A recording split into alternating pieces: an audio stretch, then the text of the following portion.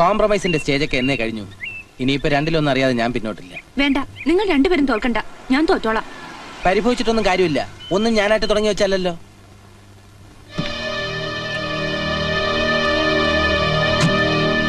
എന്താ കുട്ടി ഇത്? അളിയൻ പ്രത്യേകം പറഞ്ഞതല്ലേ ഇവനുമായിട്ടുള്ള കമ്പനി വേണ്ടെന്ന്? എന്റെ കാര്യങ്ങൾ ഇടപെടണ്ടെന്ന് ഞാൻ നിങ്ങളോട് പല പ്രാവശ്യം പറഞ്ഞിട്ടുള്ളല്ലേ? Very sorry.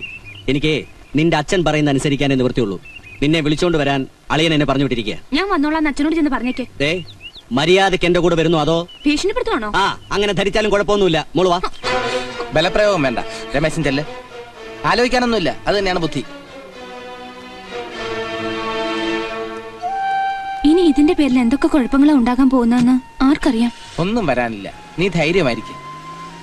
ഈ കഴുത്തിൽ താലി കെട്ടിയിട്ടില്ലെന്നേ ഉള്ളൂ. നീ എന്നും എന്റെ പെണ്ണ. ഗുരുവേ, അങ്ങ് എന്റെ ഈ വിവരക്കേടിന് മാപ്പ് തരണം. ഞാൻ അങ്ങയുടെ ആസനത്തിൽ തന്നെ ഒരു അമിട്ട് പൊട്ടിക്കാൻ പോവാ. ഇത് ഇത്തിരി കടുക്കും. എന്നാൽ ഈ വത്സല ശിഷ്യനെ ശപിക്കരുത്. എന്നെ അനുഗ്രഹിക്കണം. വേറെ വഴിയില്ലാഞ്ഞിട്ട് എന്റെ ഗുരു.